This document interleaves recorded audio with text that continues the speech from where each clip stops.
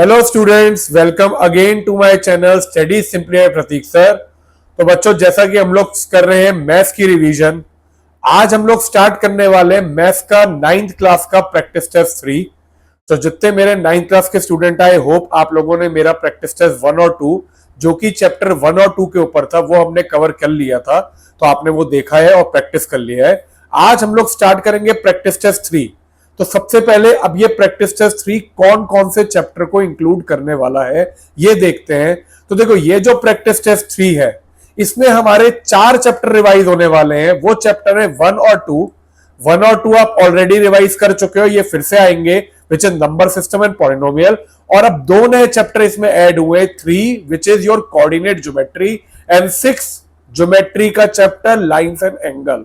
Yes, जो chapter आपको geometry में, ज्योमेट्री जहां से स्टार्ट होती है और जिस चैप्टर से आपको ज्योमेट्री मुश्किल लगना स्टार्ट होती है, हम लोग ज्योमेट्री को साथ में रिवाइज करना शुरू करेंगे। तो इसमें चैप्टर 6 भी इंक्लूडेड है। तो टोटल जो इसमें टेस्ट में क्वेश्चन होने वाले हैं वो है 20।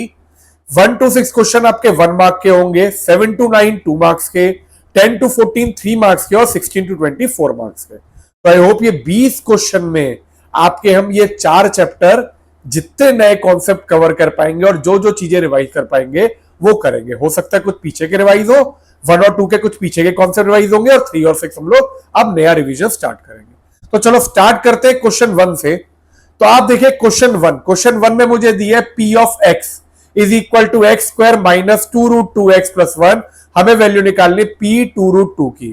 तो सबसे पहले चैप्टर कौन सा है? ये चैप्टर 2 पॉलिनोमियल का है। ठीक है, तो हमें क्या दिया हुआ है पॉलिनोमियल? देखिए, p of x is equal to x square minus 2√2x plus 1। Value निकालनी है आपको क्वेश्चन में, फाइंड पी 2√2। तो देखो बच्चों, ये जब वैल्यू निकालनी है तो सिंपल सा लॉजिक है, x की जगह अगर मैं 2√2 डाल दूंगा तो इस पॉलिनोमियल की उस पॉइंट पे वैल्यू निकल आएगी। तो चलो करते हैं। मैंने डाला p 2√2, इसका मतलब जहां जहां पे x है वहां पे मैंने रिप्लेस कर दिया 2√2 से। तो ये आ गया 2√2 का स्क्वायर। देखो x इधर था, इधर आ गया 2√2 का स्क्वायर माइनस 2√2 इंटू 2√2 प्लस 1। अब अगर आपने इसका स्क्वायर किया, देखो 2√2 का स्क्वायर, 2 का स्क्वायर होगा 4, √2 का स्क्वायर होगा 2, तो 4 इंटू 2 माइनस इन दोनों को मल्टीप्लाई किया तो ये 2√2 इंटू 2√2 फिर से आएगा। देखो 2 into 2 is 4, 2 into 2 is 4, √2 into √2 is 2। तो this will B 4 into 2 plus 1। तो यहां से आ गया 8 माइनस 8 प्लस 1, ये आपका कट गया। तो आपका P 2√2 will be equal to 1। तो this is your answer for question 1। चलिए अब चलते हैं क्वेश्चन 2 पे। क्वेश्चन 2 अगर हम देखें तो if one angle of triangle is equal to the sum of other two angle then what type of triangle is this. देखो ये क्वेश्चन इंपॉर्टेंट है, ये 1 मार्क में बहुत बार आता है। ठीक है किस चैप्टर का? चैप्टर 6 का। अब क्वेश्चन को ध्यान से समझिए। आपको कह रहे हैं वन एंगल ऑफ ट्राइंगल, एक angle is equal to the sum of other two angle. मान लो अब देखो ट्राइंगल में कितने एंगल होते हैं? 3। ठीक है, तो आपको कह रहे हैं एक एंगल ट्राइंगल का बचे हुए 2 एंगल के इक्वल है। तो हमने क्या किया? हमने लिखा angle A is equal to angle B plus angle C. आपका एक एंगल जो है that is equal to sum of other two angle. तो अगर ये कंडीशन दी है तो मुझसे कहते हैं ये बताओ find the type of triangle, then what type of triangle is this. ये ट्राइंगल जो है ये कौन से टाइप का है, मुझे ये बताना है। तो आई होप क्वेश्चन आपको क्लियर है कि हमें क्या करना है, हमें ये बताना है कौन से टाइप का ट्राइंगल है। तो चलो अब देखते बेटा, ये कंडीशन दी हुई है। अब मेरे को निकालने के लिए मैंने कहा, आपको पता है एंगल सम प्रॉपर्टी क्या होती है ट्राइंगल की? Angle A plus angle B plus angle C, तीनों का सम कितना होता है? किसी भी ट्राइंगल में तीनों एंगल का सम 180 होता है। This is called angle sum property of triangle. ठीक है, तो आपने यहाँ पे angle B plus angle C की जगह क्या दिया हुआ है? Angle A. तो मैंने यहाँ पे पुट कर दिया एंगल ए, इसकी जगह मैंने फिर से पुट कर दिया angle A is equal to 180 degree. यही कंडीशन है। तो आपने जब ऐड किया angle A plus angle A, ये हुआ 2 angle A is equal to 180 degree. या एंगल ए कितना आ जाएगा? 90 डिग्री। तो आपका एक एंगल कितना आ गया? 90। तो अगर एक ट्राइंगल का एंगल 90 डिग्री है तो ऑब्वियसली वो कैसा ट्राइंगल होगा, राइट एंगल ट्राइंगल होगा। तो आपने लिखा since one angle of triangle is 90 degree, therefore triangle is right angle triangle. ये आपका ट्राइंगल हो गया राइट एंगल ट्राइंगल। क्लियर है? आई होप ये आपको बिल्कुल क्लियर है। चलिए तो अब चलते हैं हम लोग नेक्स्ट क्वेश्चन पे। ये आपका हो गया क्वेश्चन 2। नेक्स्ट क्वेश्चन आपको दिया है, give an example of two distinct irrational number whose sum is rational number. आपसे कह रहे दो ऐसे इर्रेशनल नंबर बताओ जिनका सम रैशनल नंबर है, ठीक है, लेकिन जो मेन चीज है वो है टू डिस्टिंक्ट, मतलब वो रैशनल इर्रेशनल नंबर अलग अलग होने चाहिए। ये नहीं कि मैंने एक लिख दिया √2 और एक लिख दिया -√2 और ऐड करके दोनों का सम 0 ला दिया। No, they should be different rational number. ठीक है, तो चलो ये है क्वेश्चन चैप्टर 1 का। अब देखिए आपको दो रैशनल नंबर बताने, तो आपने कहा एक मैंने मान लिया 2 + √3 मान लो, और दूसरा क्या लिख सकते हैं 2 - √3, या फिर आप ले लो 6 - √3। जैसी आपने ये दो लिए तो आपने क्या सीखा कि अगर इन दोनों को जैसी ऐड करोगे 2 + √3 + 6 - √3, ये दोनों इर्रेशनल है, लेकिन इनका सम कितना आएगा, रैशनल। तो जब भी आपको दो, अब देखो इसका मैं एक जनरल को बता देता हूं, जब भी आपको दो इर्रेशनल नंबर बताने हो जिनका सम क्या है, रैशनल है, तो आप उसे लिख सकते हो a + √b और c - √b। मतलब जो आपका इर्रेशनल पार्ट है वो अपोजिट साइन का होना चाहिए। a और c रैशनल पार्ट आपका कुछ भी हो सकता है, जहां पे a और c आपके हैं रैशनल और b जो है वो है आपका √b इर्रेशनल। तो आप कुछ भी लिख दो, जैसे मान लो लिख देते 5 + √7 और 10 - √7। तो जब तक आपका इर्रेशनल पार्ट अपोजिट साइन का है, आपका सम हमेशा रैशनल नंबर आएगा। और अगर यही आपको सम की जगह डिफरेंस चाहिए होता, मान लो से कहते दो इर्रेशनल नंबर बताओ जिनका डिफरेंस जो है वो रैशनल है, तो आप इनका साइन सेम ले लेते, a + √b और c + √b। तो जब सब्ट्रैक्ट करते तो √b से √b कट जाता, माइनस करके आपका रैशनल नंबर आ जाता। आई होप ये क्लियर है दो लॉजिक, क्योंकि आपका जब भी होगा, लेकिन बेटा ये रैशनल पार्ट साथ में इंक्लूड करना, क्योंकि अगर खाली ये लोगे तो वो आपका डिस्टिंक्ट ही रहेगा। चलो अब चलते हैं क्वेश्चन 4 पे। क्वेश्चन 4 है, a policeman and thief are equidistant from a jewel box. Upon considering jewel box as origin, the position of policeman is 0,5। If the ordinate of position of thief is 0, then write the coordinate of position of thief. तो question पढ़ने में बहुत बड़ा लग रहा है, बुरा नहीं बड़ा लग रहा है, और ये चैप्टर 3 का क्वेश्चन है कोऑर्डिनेट ज्योमेट्री का। तो चलो देखते हैं अब इसे कैसे करना है। चलो तो देखो स्टार्ट करते हैं क्वेश्चन 4 को। कोऑर्डिनेट ज्योमेट्री का क्वेश्चन है, आपको दिए policeman and thief are equidistant from jewel box. देखो इसका मतलब क्या है, पुलिसमैन और थीफ का जो डिस्टेंस है वो इक्वल है। ठीक है, तो आपको ये समझ में आया पहली चीज, पुलिसमैन और थीफ का डिस्टेंस इक्वल है, ये समझ आने के लिए लिख दिया। अब आगे कहते हैं upon considering jewel box as origin, jewel box को ओरिजिन लेना है, ओरिजिन के कोऑर्डिनेट क्या होते हैं 0, 0। तो आपने कहा ज्वेल बॉक्स के कोऑर्डिनेट हो गए 0,0। अगर मैं चाहूं तो एक कोऑर्डिनेट एक्सेस बना लेता हूं यहां पे। ठीक है, ये मैंने कोऑर्डिनेट एक्सेस बना दी। तो ये आपका जो है ये पॉइंट, ये ज्वेल बॉक्स है। आपका आगे क्या कहते हैं, if the ordinate of the position of thief is 0। अब ये कहते हैं अच्छा पहले कह रहा है upon considering jewel box as origin, position of policeman आपको 0,5 दी हुई है। पुलिसमैन की पोजीशन अगर आपको 0,5 दी है, तो इसका मतलब पुलिसमैन जो है वो कौन सी एक्सिस पे, वाई एक्सिस पे। 0,5 मैंने मान लिया इधर होगा, ये आपका पुलिसमैन है और यहां पे आपका ज्वेल बॉक्स है। अब ये मुझे समझ में आ गया कि जो थीफ है वो इक्वी डिस्टेंट है, मतलब जहां पे भी होगा वो इक्वल डिस्टेंस पे होगा, जहां पे पुलिसमैन है उतना ही डिस्टेंस होना चाहिए। अब ये कहते हैं upon considering if the ordinate of position of thief is 0, ordinate मतलब आपका वाई एक्सिस का पॉइंट थीफ का हो गया 0, then write the coordinate of position of thief. तो कहते हैं थीफ का कोऑर्डिनेट लिखो। अब देखो बेटा, अगर थीफ जो है उसका ऑर्डिनेट 0 है, तो उसकी पोजीशन x,0 ही हो सकती है। ठीक है, या तो वो पोजीशन यहां पे होगी इस पॉइंट पे, या इस पॉइंट पे होगी, क्योंकि आपका y एक्सिस 0 है तो y एक्सिस पे हो नहीं सकता और यहां पे भी कहीं पे नहीं हो सकता, खाली वो x एक्सिस पे ही लाई करेगा। अब x एक्सिस पे लाई करने के लिए और इक्वल डिस्टेंस होने के लिए थीफ या तो यहां पे हो सकता है, यहां पे हो सकता है, क्या कोऑर्डिनेट पे, आइदर 5,0 या -5,0, क्योंकि आपको ये नहीं दिया कि थीफ का कोऑर्डिनेट लेफ्ट साइड है, नेगेटिव एक्स एक्सिस पे है, पॉजिटिव एक्सिस पे, लेकिन इक्वल डिस्टेंस है, तो जितना डिस्टेंस देखो, ये अगर 5 है तो ये डिस्टेंस भी 5 होगा और ये डिस्टेंस भी 5 होगा। तो आपने कहा देयरफॉर कोऑर्डिनेट ऑफ थीफ 5,0 और -5,0।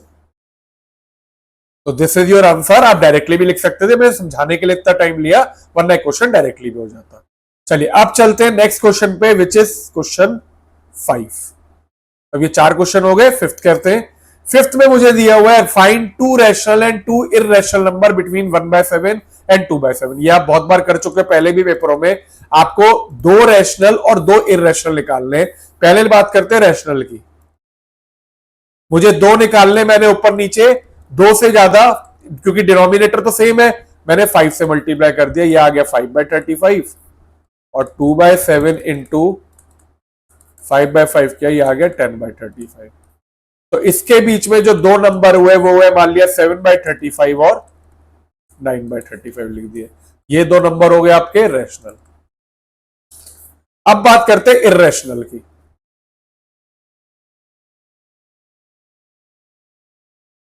इररेशनल नंबर क्या होते हैं, जो कि non terminating non repeating decimal होते हैं। जिन भी नंबरों का non terminating non repeating decimal representation होता है वो आपके इररेशनल होते हैं। तो पहले मैंने 1/7 और 2/7 को डिवाइड किया। तो अगर आप 1/7 को डिवाइड करोगे, देखो करके देख लो एक बार, यहां पे लिया आपने 1 है इधर, तो पहले तो पॉइंट आ गया, ये 7 1 7 3 7 4 28 2 7 2 14। मुझे याद है लेकिन मैं आपको करके दिखा रहा हूं। 0.142857 का बार आता है वैसे। 7 8 56 4, फिर आपने का 7 5 35, फिर आया 5 7 7 49, फिर आपका देखो जैसे ही 49 आया 1 आ गया, तो वापस 10 आ गया जो कि इधर है। इसका मतलब ये इसका बार आ गया। तो देयरफॉर आपने लिखा 1/7 इज इक्वल टू 0.142857 का बार। ठीक है, तो 2/7 क्या होगा, इसे 2 से मल्टीप्लाई कर दो, डिवाइड करने की जरूरत नहीं है। इसे अगर आपने 2 से मल्टीप्लाई किया, 7 2 14, 5 2 10 11, 8 2 16 17, 2 2 4 5, 4 2 8, 2 1 2, 0.285714 का बार। अब ये दो जो है ये तो आपका, क्योंकि रैशनल नंबर है, obviously non terminating repeating decimal आ रहे हैं, लेकिन इसके बीच में मुझे ऐसे 2 नंबर लिखने जो कि नॉन टर्मिनेटिंग नॉन रिपीटिंग है। तो देखो बहुत सिंपल है, आपने इधर 14 देखा, इधर 28 देखा।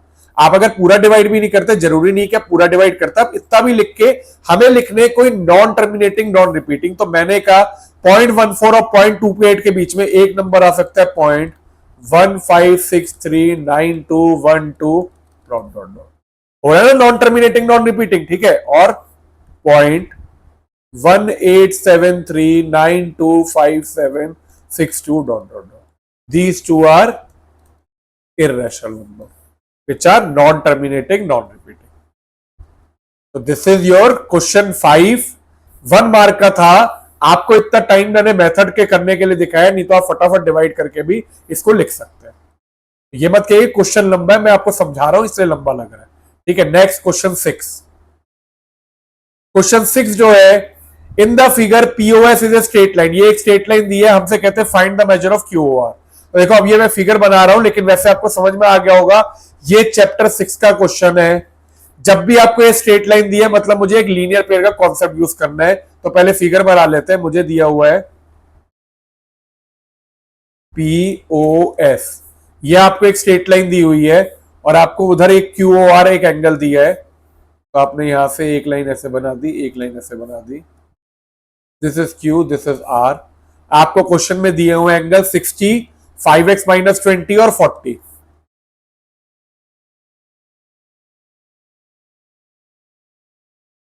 मैं फिर से कहूंगा, मैं मेथड वाइज आपको समझा रहा हूं, इसलिए आपको ये लग रहा है कि एक नंबर में इतना लंबा है, बट वैसे बेटा आप ओरली इन सबको ऐड करके 180 के बराबर डालते और फटाफट x निकाल देते, क्योंकि लीनियर पेयर बन रहा है। आपको करना है QOR का मेजर निकालना है। तो देखो आपको दिया हुआ है, आप देखो अगर ये मेथड वाइज करते हो क्या करते हैं, आप लिखते हैं since POS is straight line, therefore angle POQ plus angle QOR plus angle ROS is equal to 180 degree. Linear pair और angle in a straight line, ठीक है। आपने यहां पे मेजर डाला 60 plus 5x minus 20 plus 40 is equal to 180 degree. Add करेंगे 5x तो as it is रहा, 60 minus 20 will be 40, 40 plus 40 will be 80। तो यह आ गया 5x plus 80 will be equal to 180 degree. 5x will be equal to 180 minus 80 जो कि हुआ 100। तो आपका हुआ ये 5x is equal to 100 degree, या x आ गया आपका 100/5 20 डिग्री। लेकिन मुझे क्वेश्चन में क्या निकालना है, मुझे निकालना है क्वेश्चन में QOR। तो QOR निकालने के लिए आपने कहा QOR कितना, देखो 5x माइनस 20। तो आपने कहा therefore angle QOR is equal to 5x minus 20 which is equal to 5 into 20 minus 20, 100 minus 20। तो आपका QOR आ गया 80 डिग्री। तो QOR आपका 80 हो गया, यही चीज निकालनी थी, क्वेश्चन खत्म। ठीक है, क्लियर है। चलिए अब चलते हैं नेक्स्ट क्वेश्चन पे, क्वेश्चन 7। तो ये क्वेश्चन जो थे 1 to 6 these were 1 marks question. मैंने थोड़े टफ भी दिए हुए, जरूरी नहीं कि आपके 1 मार्क में इतने लेंथी क्वेश्चन है, बट हाँ आपको प्रैक्टिस होनी चाहिए ना शॉर्ट में करने की भी। ऐड करो, एक्स निकालो, सीधे डाल के कर देते। देखो मैं ओरली भी कर सकता हूँ, 60 40 100, 100 minus 20 is 80, 5x minus 80 is equal to, देखो ये आ गया 60 और 40 100, 100 minus 20 80, 5x minus 80 is equal to 180। Minus किया 5x 100, x 20 आया, 20 को इधर डाला, आपका आंसर 80 आ गया। ओरली भी हो जाएगा। Question 7 factorize, this is of chapter 2। तो आपको आइडेंटिटी याद होनी चाहिए इसके लिए। अब देखिए क्या दिया क्वेश्चन 7 में, factorize x cube minus 2√2y cube plus 3√3z cube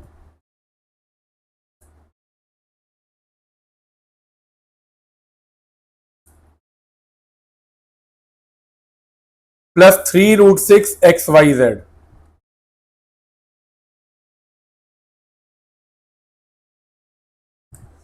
पहली चीज फैक्टराइज करने में हमें ये समझना, हमें आइडेंटिटी लगानी कौन सी। जब तक आपको ये नहीं पता होगा कि आइडेंटिटी लगानी कैसी है, हम क्वेश्चन को कर ही नहीं सकते।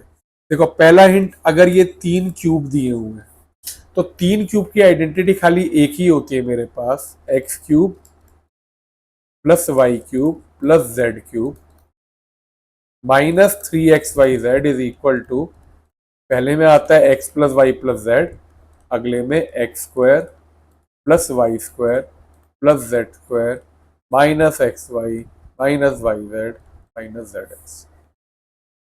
तो अब देखो अगर आप इससे कंपेयर करो, पहले इस आइडेंटिटी को इस फॉर्म में लिखते हैं, x का क्यूब तो x का क्यूब हुआ, इसको तो एज इट इज लिख दिया, x का क्यूब प्लस प्लस है, लेकिन यहां पे क्या है आपका माइनस है, तो ये माइनस अंदर जाएगा। अब आप ये देखो y तो y का क्यूब को y का क्यूब होगा, 2√2 किसका क्यूब होता है, √2 का, तो आपने इसे लिखा माइनस √2y का whole cube plus similarly √3z का होल क्यूब।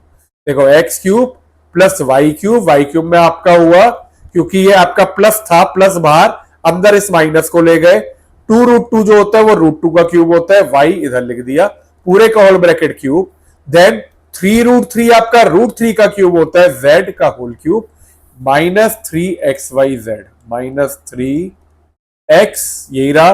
अब आप इधर से कंपेयर कर लीजिए, एक्स आपका ये है, वाई आपका ये है और जेड आपका ये है, तो x into -√2y into √3z। अब अगर आप इन तीनों को मल्टीप्लाई करो बेटा, 3 माइनस माइनस प्लस होगा, 3 इंटू √2 इंटू √3 √6, तो आपका यही सेम चीज आ रही है। इसका मतलब आपने आइडेंटिटी सही खोली है।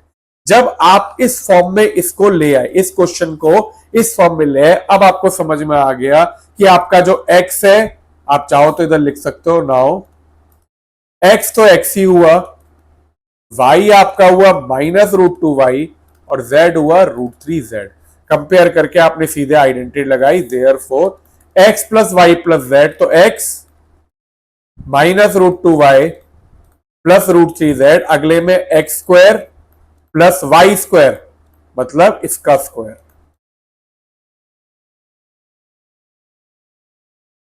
X square plus y square plus z square, इसका स्क्वायर माइनस एक्स वाई, तो एक्स इंटू वाई कितना हुआ,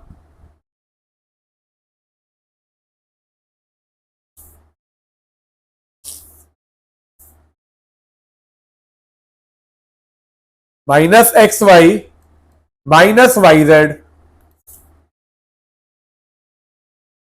माइनस वाई कितना है, फिर से -√2y इंटू √3z, और फिर आपका आएगा -zx, zx कितना है, z कितना है, √3z इंटू एक्स। अब इसे बस सिंप्लीफाई कर दिया, तो आपका पहला ब्रैकेट तो यही रहेगा, x -√2y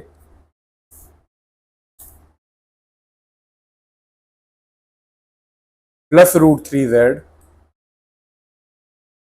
अगले में आपने x का स्क्वायर, तो x का स्क्वायर हुआ -√2y का स्क्वायर, देखो -√2 का स्क्वायर हो जाएगा 2, माइनस का स्क्वायर प्लस होता है, √2 का स्क्वायर 2 हुआ, तो ये आ गया +2y स्क्वायर, √3 का स्क्वायर 3 होगा, तो ये आ जाएगा 3z स्क्वायर, ये वाला माइनस और ये वाला माइनस, ये क्या हो जाएंगे, माइनस इंटू माइनस प्लस, तो प्लस √2xy। नेक्स्ट स्टेप में ये जो है, ये भी माइनस माइनस प्लस, √2 इंटू √3 √6, तो ये आ जाएगा आपका प्लस √6yz। आखिरी में माइनस ही रहेगा क्योंकि अंदर कोई माइनस नहीं है, और x इंटू ये आ गया √3xz। ये आपकी फैक्टराइजेशन हो गई, इसे मल्टीप्लाई करने मत बैठ जाना, ये आपका आंसर हो गया। फैक्टराइज मतलब प्रॉपर स्प्लिट करके जितना फॉर्मूला खोल सकते थे वो खोल के, ये आपका आंसर हो गया। This is question 7। I hope ये क्लियर है। चलो अब चलते हैं नेक्स्ट क्वेश्चन 8 पे। तो देखो आपका चैप्टर 1, 2, 3 और 6 सबके कुछ ना कुछ क्वेश्चन आ गए। अब 8 जो क्वेश्चन है वो अगेन है आपका चैप्टर 6 का। इसको करते हैं, चलिए। अब 8th में आपको कह रहे हैं, in the given figure find the value of x and y. अगर मैं देखूं मेरा ये एक्स है और ये वाई, मुझे ये वैल्यू निकालनी है, तो पहले हम ट्राइंगल को बनाते हैं, उसके बाद फिर क्वेश्चन में निकालेंगे कैसे करना है। ज्योमेट्री क्वेश्चन है, फिगर बहुत जरूरी है। और बेटा देखो, पेपर में भी जब भी आप ज्योमेट्री क्वेश्चन कर रहे हो, फिगर जरूर ड्रॉ करें, चाहे क्वेश्चन में दे रखी है या नहीं दे रखी है। तो अब सबसे पहले फिगर ड्रॉ करते हैं। आपको एक ट्राइंगल दे रखा है ABC,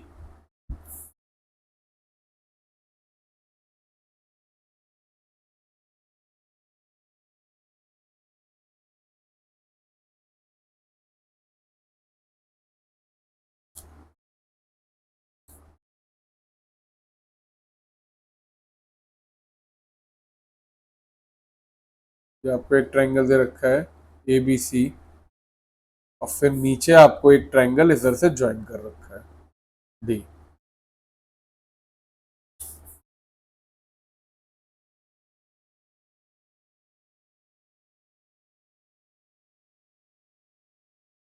ठीक है, ये हो गया आपका। टेबल कर देते थे ABCD। This is ABCD। और आप देखें यहाँ पे XY 60, 35 और 25 दे रखे हैं एंगल। 60, 35 और 25 एंगल दे रखे हैं आपको इधर। दिस इज 60, 35, 25,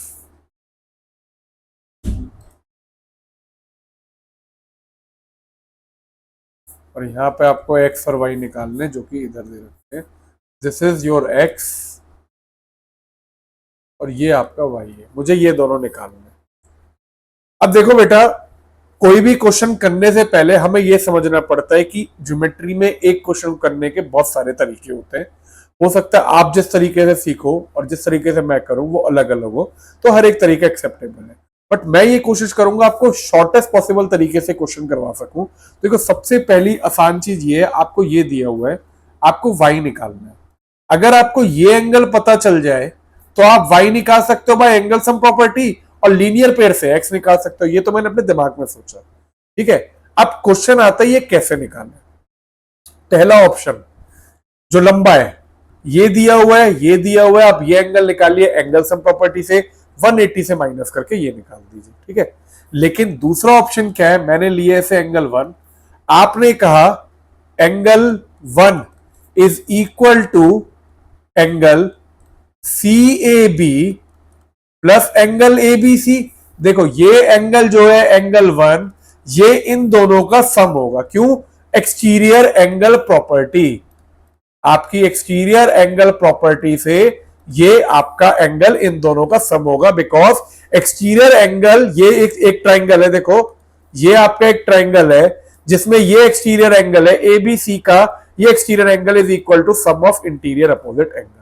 बट अगर आपको ये नहीं आता तो आप क्या करते, यहां पे ले लेते एंगल 2, तो आप इसे ये भी लिख सकते थे, और angle 2 plus angle 25 degree plus 35 degree is equal to 180, उससे एंगल 2 निकलता, and then angle 1 is 180 degree minus angle 2।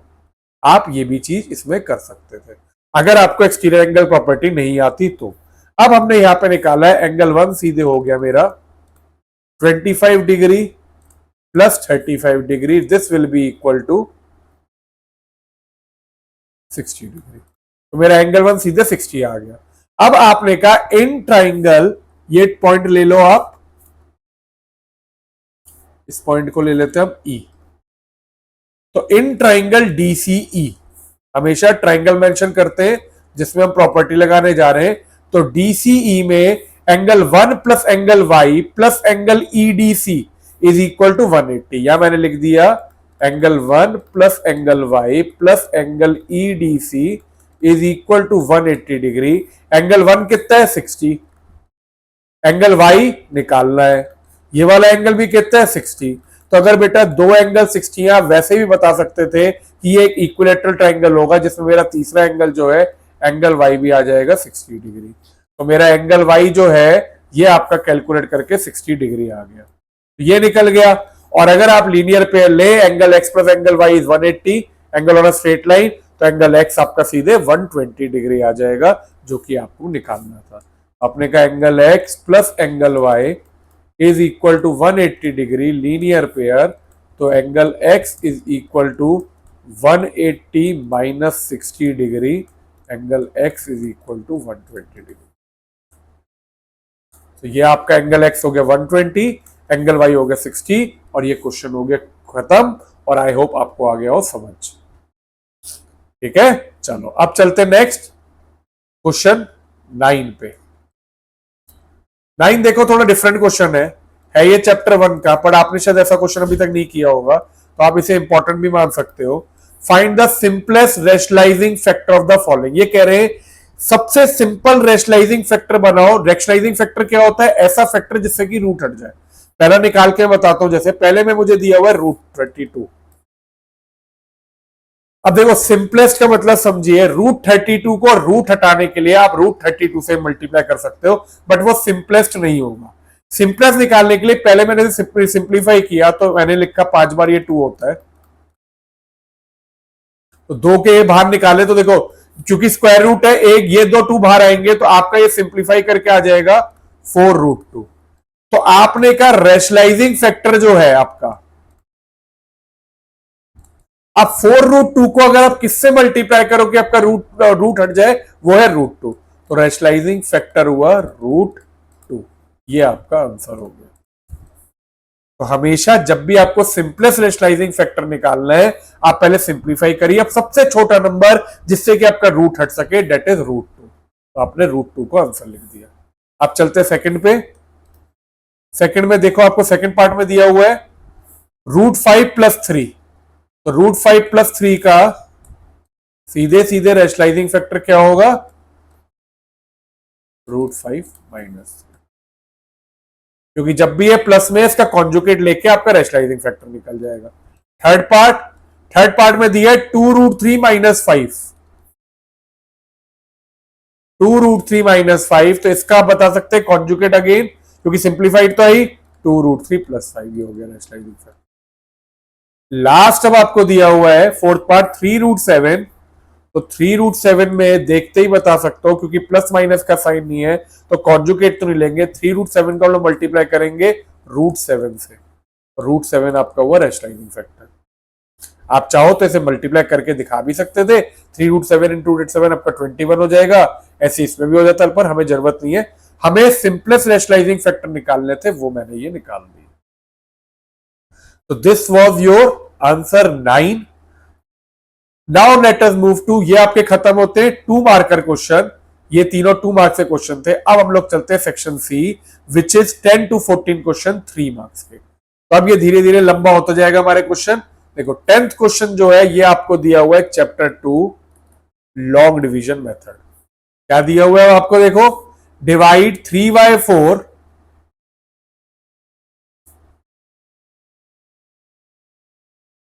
P of y, polynomial y में है ना, तो P of y आपको दिया है 3/4 - 8y³ - y² - 5y - 5।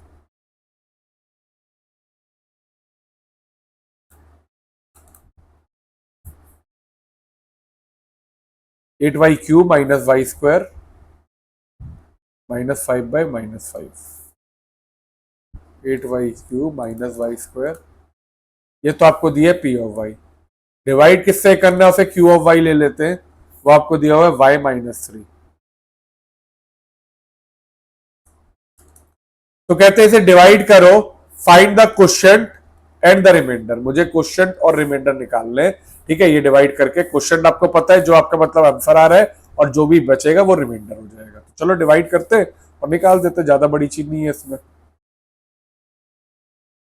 I hope division आते हैं। को डिवीजन करने के लिए सबसे पहले जो अंदर है उसे डिक्रीजिंग, हमेशा पॉलिनोमियल को डिक्रीजिंग डिग्री में लिखिए। तो आपने कहा 3/4 - 8y³ - y² - 5y - 5। इसे आप लिखिए y - 3। सबसे पहले जो पहला ये है 3/4, इसे आप करिए y से डिवाइड। आपने ये काटा तो आपका आ गया 3y³। तो आप इधर क्वेश्चन में ऊपर 3y³ लिख दीजिए। अब जो भी ये आया, इससे आप इस पूरे से y - 3 से मल्टीप्लाई करेंगे। तो जब आपने मल्टीप्लाई किया 3y³ इंटू y, इधर करके दिखा देता हूं मैं, अगली बार नहीं करूंगा, अभी बस करके दिखा रहा हूं मैं एक बार समझाने के लिए। इसे इससे और इससे जो भी क्वेश्चन की टर्म आती है डिवाइड करके, उसे आप जो ये नंबर होता है, जो ये पॉलिनोमियल होता है जिससे डिवाइड कर रहे हो, उससे मल्टीप्लाई कर दो। तो आपका आगे 3y4 - 9y³। 4 को पावर 4 के नीचे, क्यूब की पावर क्यूब के नीचे। अब क्या किए, साइन चेंज,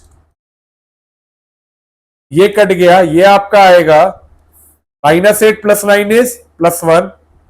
तो y³। अब आपने अगला डिवाइड किया, वो है y³, ये वाला अपॉन y। ये कितना आएगा, y²।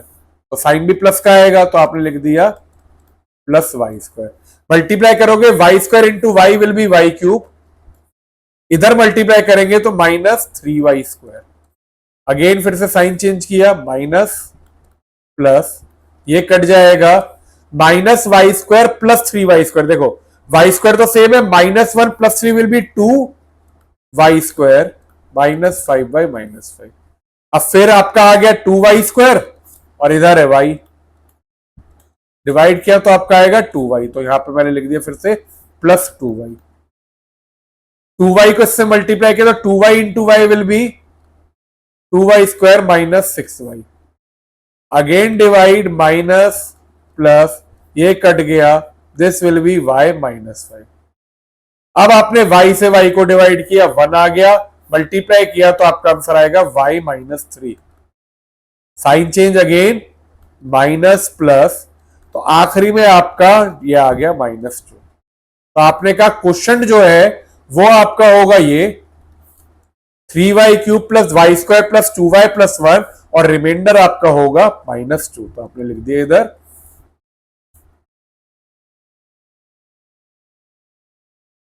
Question q of y से रिप्रेजेंट कर देते हैं, क्योंकि y वेरिएबल है इसलिए q of y 3y³ plus y² plus 2y plus 1,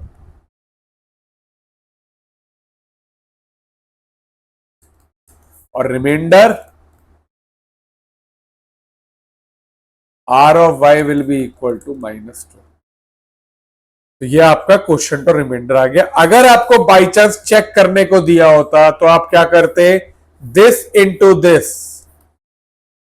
question into dividend, division, division into question plus remainder, ये आपका इस पूरे के बराबर आना चाहिए था, जो कि तो this is question 10 for 3 marks. Next चलते हैं क्वेश्चन 11 पे।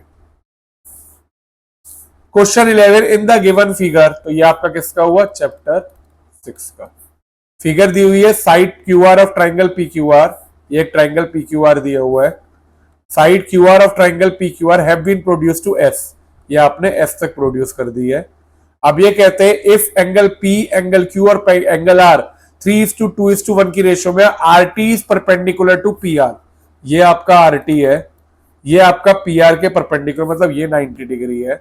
तो आपसे कहते हैं find angle T R S, T R S मतलब ये वाला एंगल निकालना है। चलो पहले बनाते फिगर, फिर करेंगे पी क्यू आर।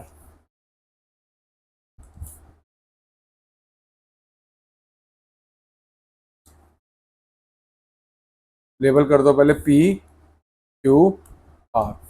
अब आपने इसे एक्सटेंड कर दिया,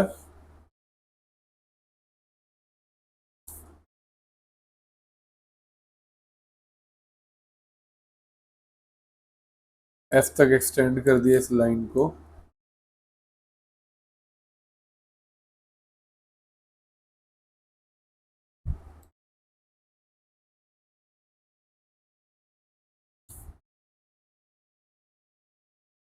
ये आपने एस तक एक्सटेंड कर दिया।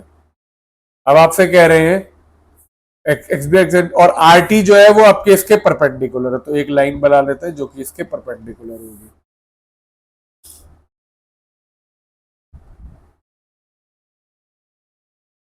ये बन गई, इसको मैंने कह दिया यहाँ पे आर टी, ये आपकी परपेंडिकुलर है पी आर के। मुझे एंगल निकालना है टी आर एस, ये एंगल निकालना है, ठीक है, टी आर एस। अब और क्वेश्चन में क्या दिया है आपको, पी क्यू आर का रेशो दिया है 3:2:1, पी क्यू आर का रेशो 3:2:1 दिया है।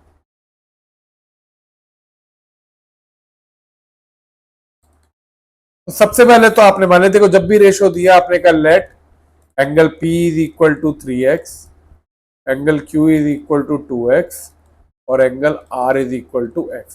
क्योंकि 3:2:1 है तो आपने इसे 3x, 2x और x ले लिया, डिवाइड करोगे देखो रेशो 3:2:1 ही आएगी। अब आपने कहा P, Q और R, इन तीनों का सम तो कितना है, 180 है, तो पहले तो हम लोग x ही निकालेंगे। अब आपने in triangle P Q R angle P plus angle Q plus angle R is equal to 180 degree, तीनों का sum 3x plus 2x plus x is equal to 180 degree. अच्छा एक चीज और ध्यान रखना बेटा, P और Q तो आप लिख सकते हो ऐसे, लेकिन R के लिए आप इसे पी आर क्यू लिखना है, क्योंकि एंगल R ये पूरा है। तो आप इसमें R जब लिखो तो पी आर क्यू लिख देना instead of writing angle R, क्योंकि उससे क्लैरिटी नहीं आती। ठीक है, अब आपने वैल्यू डाल दी, तो अब आपने इसे सॉल्व किया, 3 और 2 5 plus 1 6x is equal to 180 degree, तो x आपका आ जाएगा 20 डिग्री। तो इस हिसाब से आपके एंगल पी क्यू आर तीनों निकल आएंगे। और लेकिन मुझे पी क्यू आर नहीं निकालने, मुझे जो निकालने मैं उसकी बात करता हूं।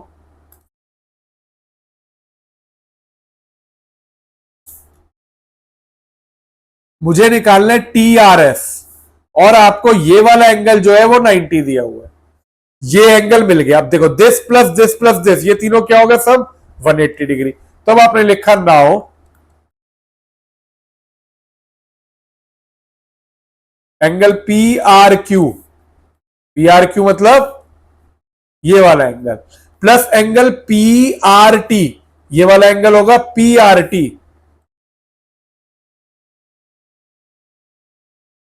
Plus angle T R S is equal to 180 degree. आपने कहा पी आर क्यू कितना है 20, 20 नहीं निकालना पड़ेगा, चेक कर लो एक बार।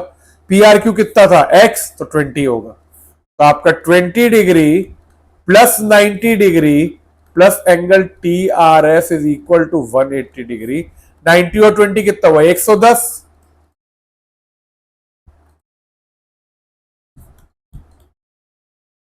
तो एंगल टी आर एस आया 180 माइनस 110, तो आपका टी आर एस हो गया 70 डिग्री।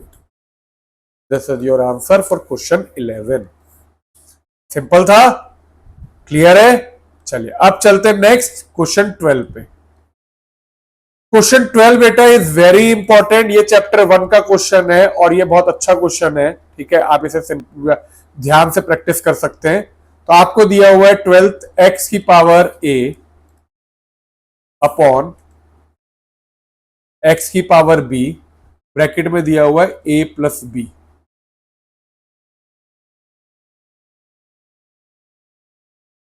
फिर दिया हुआ है इंटू एक्स की पावर बी अपॉन एक्स की पावर सी, ब्रैकेट में दिया है बी प्लस सी, इंटू एक्स की पावर सी एक्स की पावर ए, ब्रैकेट में दिया है सी प्लस ए। ठीक है, ये आपको आखिरी में दिया हुआ है सी प्लस ए। आपसे कहते हैं इसकी वैल्यू निकालनी है। सबसे पहले मुझे ये पता है मेरे को लगानी है एक्सपोनेंट की प्रॉपर्टी। अगर ये बेस सेम होते हैं और डिवाइड में होते हैं तो पावर क्या होती है माइनस हो जाती है। तो मैंने इस वाले को लिख दिया एक्स की power A minus B into A plus B, X की power B minus C into B plus C, X की power C minus A into C plus A.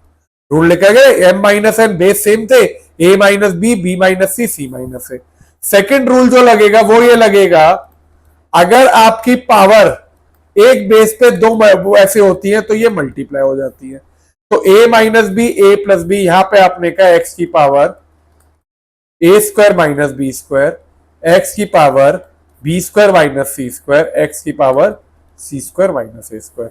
A minus B A plus b की identity लगाते गए, a square minus B square minus c square minus c square.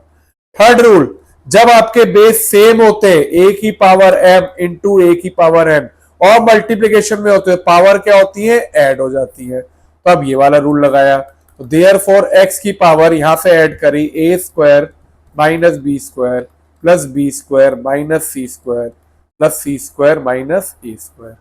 ये कटा ये कटा ये कटा, क्या बच गया ऊपर एक्स की पावर 0। आंसर क्या आ गया 0? नो। फिर से एक और rule, anything raise to the power 0 is 1, तो आपका आंसर आ गया 1।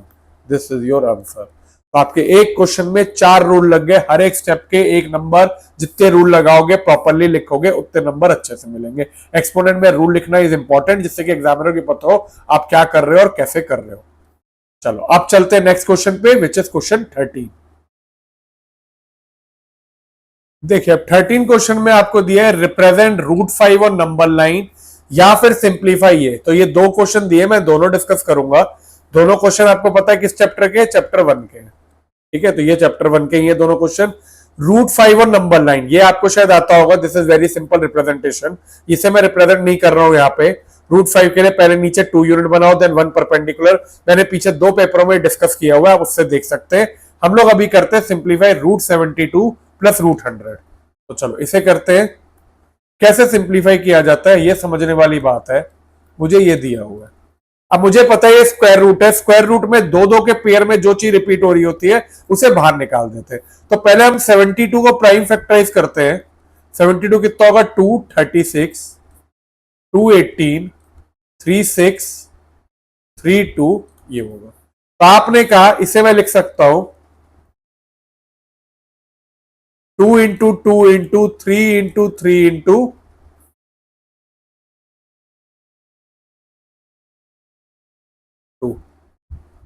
ठीक है, अब बात करते हैं 800 की। 800 को मैं देखूंगा तो पहले आया 2, फिर से अगेन 2, फिर 200 भी जाएगा 2 से, फिर 100 भी 2 से जाएगा, 50 भी जाएगा, फिर ये 25 आया तो ये 5। तो मेरा 1 2 3 4 5, 5 2 और 2 5 आए, ये लिख दिए इधर, प्लस 1 2 3 4 5 और देन 2 5। अब मैंने जब दो दो की ग्रुपिंग करी तो आपका क्या हुआ, ये 2 और ये 3 बाहर निकलेगा, एक 2 और एक 3 बाहर निकला, अंदर बचा √2। इसमें से 1 2 और ये 3 बाहर निकला, अंदर फिर से बचेगा √2। तो आपने कहा ये 2 बाहर निकला, ये 3 बाहर निकला, तो अब बाहर है आपका ये, अंदर आपने कह दिया ये बचा। इधर से आपका 1 2 3, तो आपने कहा यहां से 2 इंटू 2 इंटू 5, ये बाहर निकला, अंदर बच गया आपका 1 √2। 3 इंटू 2 क्या होता है 6 √2, plus 5 to the 10, 10 to the 20, 20 √2। अब आपका ये सिंप्लीफाई होके, क्योंकि आपका इरेशनल पार्ट बिल्कुल सेम है, तो आप रैशनल पार्ट को ऐड करके लिख सकते हो 26 √2। This is your answer. So इतने कैसे सिंप्लीफिकेशन, जब भी आपको दिया, अगर क्यूब रूट दिया होता 3 ग्रुप बना देते, और अगर इरेशनल पार्ट सेम है तभी मैं रैशनल पार्ट को ऐड करके इस तरह से क्वेश्चन को सिंप्लीफाई कर सकता हूं। तो ये था क्वेश्चन 13। लास्ट क्वेश्चन जिसमें 3 मार्क्स के क्वेश्चन में फिर से आ गया चैप्टर 6 के। तो देखो चैप्टर 6 से आपने लीनियर पेयर का कॉन्सेप्ट रिवाइज कर लिया, एक्सटीरियर एंगल कॉन्सेप्ट रिवाइज कर लिया। अब ये क्वेश्चन आपका बेस्ड है ऑल्टरनेट कॉरेस्पॉन्डिंग ये वाले टाइप पे, ठीक है। तो चलो 14 करते। आपको दिया हुआ है 2 line A B parallel to C D या L is parallel to M, यही 2 लाइन है, A B parallel to C D, ये ए बी है और ये सी डी है, ठीक है। मिस हो गया लिखना, ये दिया हुआ है। तो आपको 14 में दिया हुआ है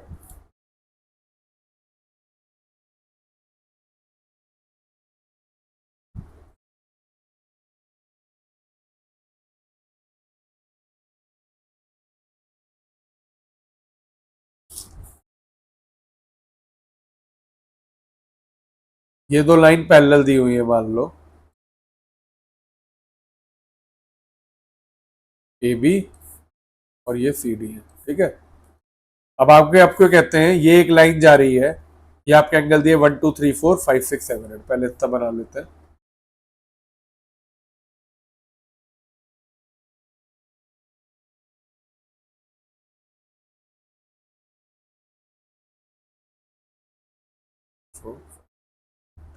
एंटी क्लॉकवाइज 1 2 3 4 5 6 7। ये लाइन आपकी मान लो एल, मान लो कुछ भी, ये ट्रांसवर्सल कहलाएगी, ठीक है। ए बी आपको सी डी के पैरेलल दे रखा है, क्वेश्चन में इतना दे रखा है। आगे आपसे कहते हैं एंगल 2 आपको दे रखा है 120 प्लस एक्स,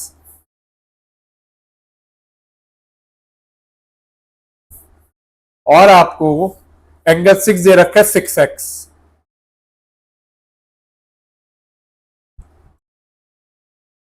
तो मुझे एंगल 2 और एंगल 6 दिए हुए हैं। अब देखते हैं हमें क्या निकालना है।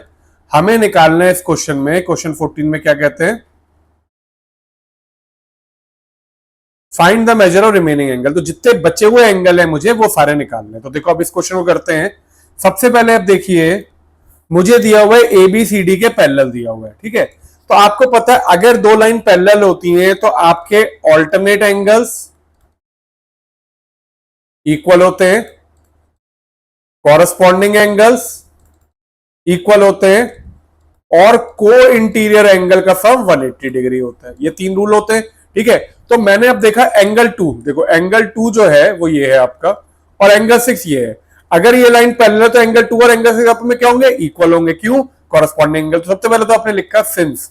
और देखो बेटा, जब भी आप कोई कॉरस्पॉन्डिंग एंगल ऑल्टरनेट एंगल को इक्वल करोगे या कोई इंटीरियर एंगल की प्रॉपर्टी यूज करोगे, सबसे पहले जो लाइन पैरेलल है वो जरूर मेंशन करना, क्योंकि ये आपका ज्योमेट्री का रीजन होता है। पहले आपने लिखा since A B is parallel to C D, तो angle 2 is equal to angle 6, आपने ब्रैकेट में लिख दिया कॉरस्पॉन्डिंग एंगल्स, ठीक है। अब एंगल 2 कितना है 120 प्लस एक्स, तो 120 plus X is equal to 6x, या फिर 6x minus X is equal to 120,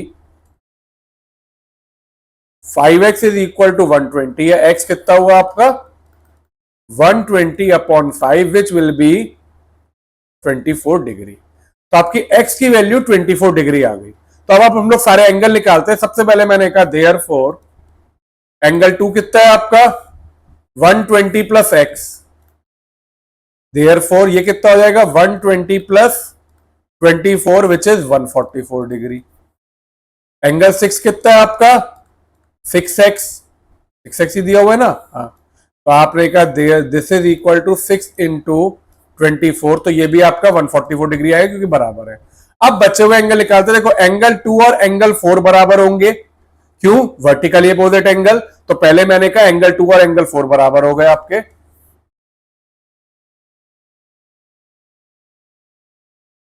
तो एंगल 4 भी कितना आ गया 144 डिग्री। ये एंगल 6 निकल गया है, ये एंगल 2 निकल गया, 3 एंगल मेरे निकल गए। अच्छा एंगल 6 देखा, एंगल 6 के बराबर है एंगल 8 के, तो एंगल 8 भी क्या हो जाएगा 144 degree. Angle 6 is equal to angle 8, vertically opposite angle, तो एंगल 8 भी कितना हो गया 144 डिग्री, ये भी निकल गया। तो अब मेरे देखो 2 6 4 8 ये निकल गए। अब मुझे 1 निकालना है, 1 निकाल लूंगा तो 3 निकल जाएगा, 5 निकाल दूंगा 7। अब आपने कहा एंगल 1 प्लस एंगल 2 क्या होगा 180 डिग्री, लीनियर पेयर है। तो आपने लिखा है यहां पे angle 1 plus angle 2 is equal to 180 degree.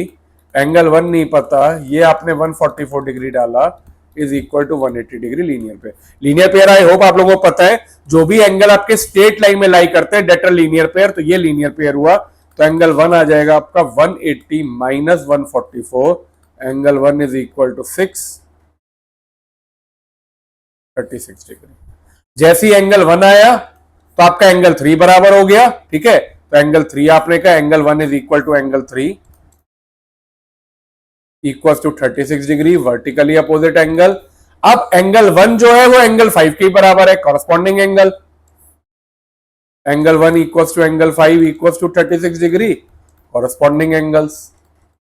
तो आपका एंगल 7 भी किसके बराबर आ जाएगा 36 डिग्री, क्योंकि वर्टिकली। तो ऐसे करके आपके जितने रिमेनिंग एंगल है वो आपने सारे निकाल दिए। तो था ना सिंपल, एक कॉन्सेप्ट यूज किया। तो देखो हमेशा जो चीज दी हुई है उसे रिलेट करके क्वेश्चन, ऐसे क्वेश्चन को ज्योमेट्री को अप्रोच करने की कोशिश किया करिए। चलिए अब चलते हैं नेक्स्ट क्वेश्चन पे, विच इज क्वेश्चन 15। अब आते हैं आपके सेक्शन डी स्टार्ट हो रहा है। सेक्शन डी आपका 4 मार्क्स का है। अभी मैंने आपके 1 2 और 3 मार्क्स के क्वेश्चन कवर कर लिए। Now we will cover question 15 to 20, बल्कि क्वेश्चन 16, 15 टू 20 ये जो है ये आपके हैं सारे 4 मार्क्स के। चलो पहला क्वेश्चन है पॉलिनोमियल px। px पहले नोट कर लेते क्या दिया हुआ है आपको, x4 minus 2x cube plus 3x square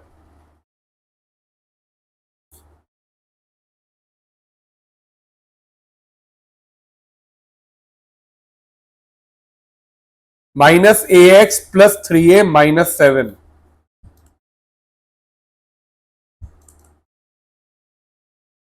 when divided by x plus 1, जब ये x प्लस 1 से डिवाइड होता है तो ये रिमाइंडर छोड़ता है आपका 19। तो आपका रिमाइंडर कितना आ रहा है 19। तो पहले पार्ट में कहते हैं find the value of a, पहले a की वैल्यू निकालो। ओके तो अगर ये इससे डिवाइड कर रहा है, रिमाइंडर 19 छोड़ रहा है, तो आपको ये पता है सबसे पहले आप क्या करोगे, जिससे डिवाइड हो रहा है उसका जीरो निकालो।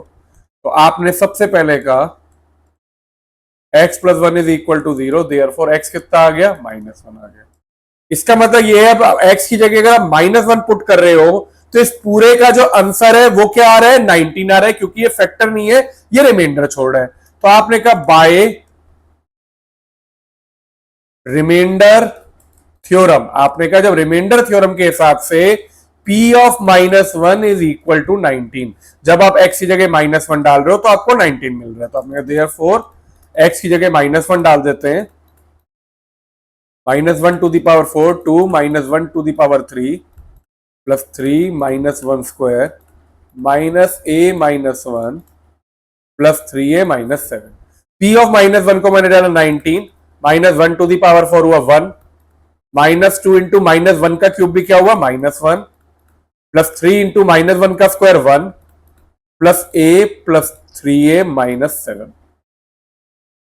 19 इज इक्वल टू 1 + 2, 3 + 3, ए और ए क्या होगा आपका 4a -7। ये क्या हो जाएगा 6, 6 - 7 होगा आपका -1, तो this will be 19 is equal to -1 + 4a, या 4a इज इक्वल टू 20, ए की वैल्यू आ गई आपकी 5। तो आपने ये सॉल्व करके ए की वैल्यू निकाल ली विच इज 5।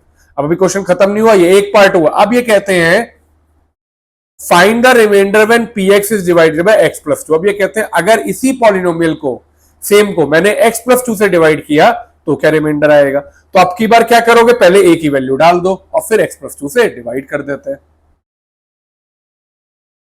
अब आपने कहा now p of x is equal to क्या होगा, x4 - 2x³ plus 3x², a की जगह मैंने डाल दिया 5, तो -5x प्लस, देखो इधर डालेंगे 3 इंटू 5 15, 15 - 7 होगा 8, तो यहां पे हो गया 8, ये px हो गया। अब आपने कहा डिवाइडेड बाय किससे, हमें रिमाइंडर निकालना है जब ये किससे डिवाइड हो रहा है, x + 2 से डिवाइड हो रहा है, x + 2। तो अब हमने कहा x + 2 इज इक्वल टू 0, तो x कितना आएगा बेटा -2। अब x की जगह -2 डाल दो, जो भी आंसर आएगा वो रिमाइंडर होगा। चलो तो डालते हैं -2, तो p of -2 is equal to -2 to the power 4 -2 into -2³ plus 3 into -2² -5 into -2 plus 8। -2 की पावर 4 होगा आपका 16, -2 का क्यूब आपका होगा -8, प्लस 3 -2 का स्क्वायर प्लस 4 प्लस 10 प्लस 18। अब आपने से आगे किया 16 -2 इंटू -8 प्लस 16 प्लस 12 प्लस 18, इसे आपने ऐड कर दिया तो p of -2 is equal to 32 plus 30, या p ऑफ -2 आ गया 62 के बराबर। तो आपने कहा देयरफॉर बाय रिमाइंडर थ्योरम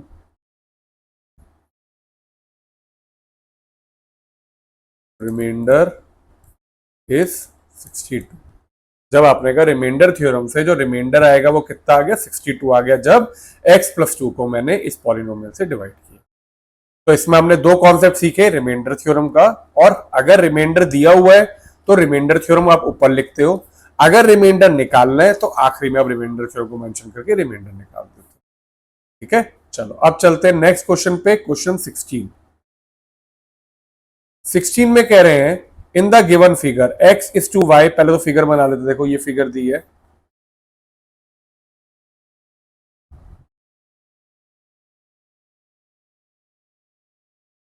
एक लाइन ये है, एक लाइन ये है, फिर एक ट्रायंगल दिया हुआ है,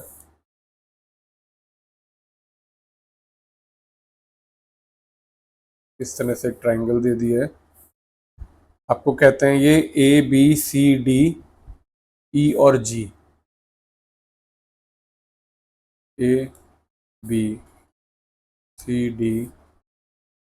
E और G,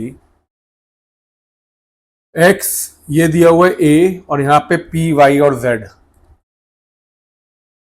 ये X है, ये A है, ये 90 डिग्री दिया हुआ है, ठीक है, और नीचे आपको P Y और Z दिया हुआ है, P Y और Z। और क्या दिया क्वेश्चन में, कहते हैं x = y आपको 3:2 दिया हुआ है, x = y 3:2, ठीक है। तो पहली चीज गिवन है x और y का रेशियो मुझे 3:2 दिया है। अगली चीज y + z 100 दिया हुआ है, ABCD के पैरेलल दिया है, y + z 100 और ABCD के पैरेलल। पैरेलल का निशान ऐसे लगा सकते हैं। हमें निकालनी है a की वैल्यू, मतलब मुझे इसकी वैल्यू निकालनी है। चलो अब देखो फिर से एक क्वेश्चन ज्योमेट्री का है, चैप्टर 6। सबसे पहले मैंने देखा मुझे दिया हुआ है एक्स और वाई, तो आपने कह दिया solution let X is equal to, अब देखो ना तो इसे 3x 2x ले सकते क्योंकि एक्स वाई भी वेरिएबल यूज है, ना ए ले सकते, तो ऐसा वेरिएबल ले लो, एक्स को ले लो 3m और वाई को ले लो 2m। ठीक है, ये आपका x है, ये आपका y है। ठीक है, आपको दोनों का सम जो है वो आपने ले लिया 3m और 2m। तो आपने पहले कहा इन ट्राइंगल, ये पॉइंट ले लो,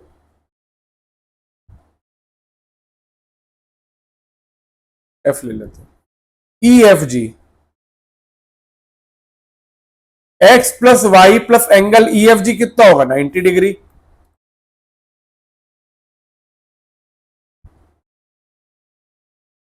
नहीं सॉरी 180 डिग्री। ठीक है, ये 180। मैंने कहा एक्स क्या है 3m plus 2m plus 90 is equal to 180 degree. ये आपका हुआ 5m इज इक्वल टू, ये उधर गया 90, तो m कितना आ गया 90 से डिवाइड किया 90/5, 18 डिग्री। तो अगर ये 18 आया तो आपने कहा therefore x is equal to 3m which is equal to 54 degree, और y is equal to, ratio दी हुई थी 2m which is equal to 36 degree. x और y निकल गए, पर मुझे क्या निकालना है, मुझे तो निकालना है a। ओके, अब a निकालने के लिए देखो, मुझे ये पता है कि आपका एंगल p जो है ये क्या होगा, angle x plus angle y, ये p निकल जाएगा। अगर AB और CD पैरेलल दिया हुआ है तो आपका ये एंगल जो P है that will be equal to x plus a, ये कह सकते हैं। फिर से बता रहा हूं, देखो एंगल P जो है वो आपका x प्लस a होगा। अच्छा पहले हम लोग निकालते हैं y प्लस z 100 दिया है, उससे z निकालते हैं पहले, क्योंकि P भी तो निकालना होगा पहले। तो मेरे को दिया हुआ है now y plus Z is equal to 100, y की वैल्यू डाली 36 plus z is equal to 100, ये गिवन है। तो z कितना आ गया 100 minus 36 will be equal to 64 degree. तो z आ गया 64। अच्छा अब आपका z आ गया, y आ गया, तो p निकाल देते पहले, कैसे, लीनियर पेयर से। Also p plus Y plus Z is equal to 100 degree. अच्छा ओ 180 डिग्री, ये तो डायरेक्टली लिख सकते हो, p प्लस 100, ये यहीं पे लिख दो, जरूरत ही नहीं थी निकालने की 100। तो p आपका आ जाएगा 80 डिग्री। जब आपका p 80 आ गया तो आपने कहा angle p will be equal to angle x plus angle a, क्यों, क्योंकि ABCD के पैरेलल है, तो ये दोनों क्या होंगे, ये पूरा ये वाला और ये ऑल्टरनेट इंटीरियर एंगल। तो AB अगर CD के पैरेलल है, as AB is parallel to CD, so angle P is equal to angle x plus a। P कितना है 80, x कितना निकला था 54, a तो a कितना आ गया 80 minus 54 which is equal to a आपका आ गया 26 degree. This is your answer for question number 16। तो ये था 16th का ए पार्ट, जिसमें हमारे ए की वैल्यू आ गई 26। अब चलते हैं नेक्स्ट क्वेश्चन पे, जो कि 16 का बी पार्ट। देखो 16 के बी पार्ट भी आपका चैप्टर 6 का ही क्वेश्चन है। आपको कह रहे हैं इन द गिवन फिगर, आपको एक फिगर दी है जिसमें A B is parallel to C D, मुझे ये लाइन इसके पैरेलल दी और मुझे वैल्यू निकालनी है एक्स की। तो चलो पहले फिगर बनाते हैं फिर क्वेश्चन को करेंगे। Now let us move to 16 का बी पार्ट। अब देखोगे ऐसे एक फिगर बनी हुई थी, ये लाइन है ए बी, ये लाइन है सी डी, और यहाँ पे इसको ऐसे एक्सटेंड करके मेरे को एक और पॉइंट दिया हुआ है यहाँ पे, जिसमें मुझे वैल्यू निकालनी है एक्स की, ये ई है, मुझे एक्स की वैल्यू निकालनी है।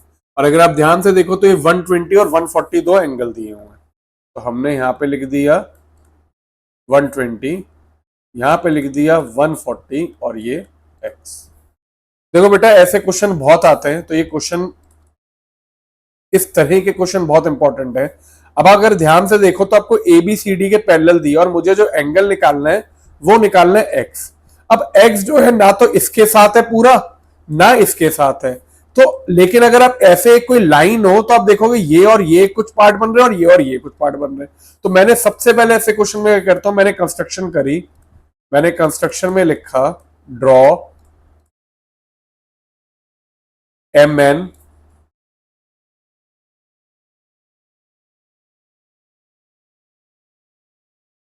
Parallel to A B. एक किसी भी लाइन के मैंने पैरेलल कह दिया, M N parallel to A B touching at E, या फिर हाँ यही लिख दो। और आपने यहां पे क्या किया, ये ई था तो आपने लिख दिया draw M E parallel to A B touching at E. तो आपने यहां पे एक लाइन बना दी जो कि एम ई है, ए बी के पैरेलल है। और आपने यहाँ पे दो एंगल ले लिए, ये ले लिया एंगल 1, ये ले लिया एंगल 2। अब देख सकते हो एंगल x जो है that will be equal to angle 1 plus angle 2, यही होगा। अब हम लोग क्वेश्चन को करते हैं, प्रूफ क्या करते हैं। सबसे पहले तो मैंने लिखा ए बी जो है वो देखो सी डी के पैरेलल है, और आपने कहा एम ई जो है वो ए बी के पैरेलल है। ब्रैकेट में रीजन लिख दिया, ये है गिवन और ये है बाय कंस्ट्रक्शन। तो आपने कहा अगर ए बी सी डी के पैरेलल है, एम ई ए बी के पैरेलल है, इसका मतलब क्या हुआ, M E is parallel to C D. यहां पे आप थ्योरम लिखोगे two or more line parallel to same given line are parallel to each other. ये जो थ्योरम है एनसीईआरटी की, two or more line parallel to same given line are parallel to each other, ये theorem लिख दी। इसका मतलब अब ये तीनों लाइन आपस में पैरेलल आ गई। अब मैंने पहले देखो, अब मुझे एंगल 1 और एंगल 2 अगर निकाल लूंगा तो एंगल x आपका 1+2 हो जाएगा। पहले मैंने एंगल 1 की बात करी, अगर मैं एंगल 1 देखूं तो ये एंगल और ये एंगल, अगर ये लाइन दोनों पैरेलल है, ये दोनों को इंटीरियर एंगल बना रहे हैं। तो मैंने लिखा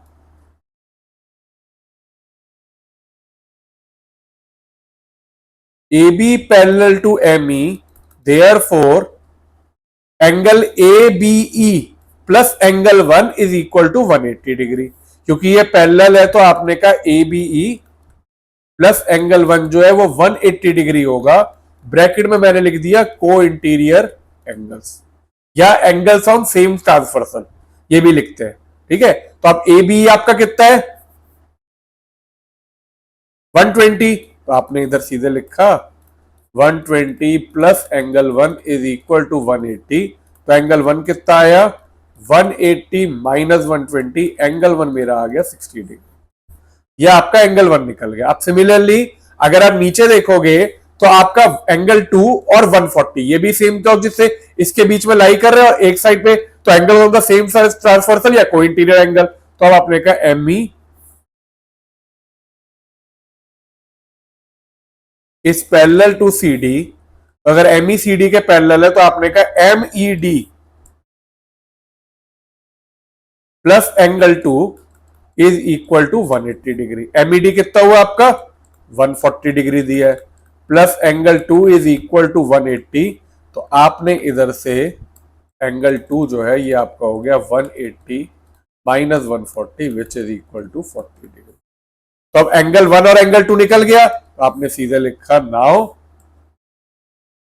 angle x is equal to angle 1 plus angle 2। Angle 1 कितना है 60, एंगल 2 कितना है 40, तो एंगल x आ गया 60 प्लस 40, एंगल x की वैल्यू आ गई 100 degree. This is your answer for 16th B part. तो आई होप क्लियर है बच्चों ये। तो अब ये हमारा 16th के दोनों पार्ट हो जाते हैं। अब चलते हैं नेक्स्ट क्वेश्चन पे, विच इज क्वेश्चन 17। क्वेश्चन 17 है find the value of A and B. आपको यहाँ पे एक फंक्शन दिया हुआ है इरेशनल फंक्शन। तो ये आपका चैप्टर 1 का क्वेश्चन है। ये ऐसे क्वेश्चन हम लोग पेपर 1 और 2 में बहुत कवर कर चुके हैं, तो आई थिंक अब आपके लिए आसान होना चाहिए। अब हमने कहा इसमें क्वेश्चन 17 में आपको दिया है 4 plus 3 root 5 upon 4 minus 3 root 5 is equal to A plus B root 5। अब मुझे ए और बी की वैल्यू निकालनी है। सबसे पहला काम डिनोमिनेटर को रैशनलाइज करना है। 4 माइनस 3 रूट 5 है तो इसका उल्टा क्या होगा 4 प्लस 3 रूट 5 से ऊपर नीचे मल्टीप्लाई डिवाइड कर देंगे। तो जैसे ही मैंने ये किया, इधर आया ये, इधर भी यही आ गया, ए प्लस बी रूट 5।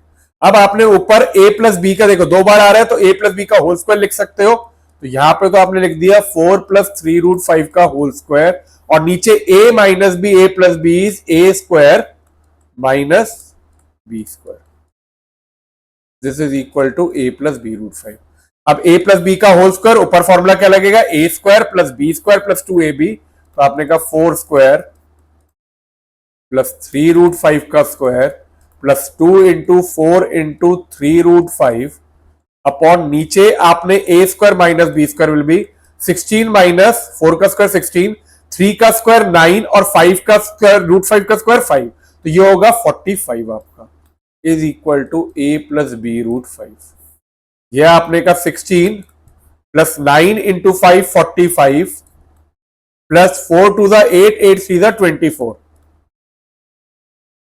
24 √5, और आपने नीचे माइनस किया 16 में से ये 45 को, तो आपका आएगा -29, करेक्ट।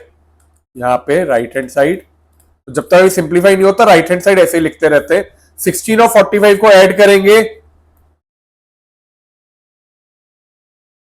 61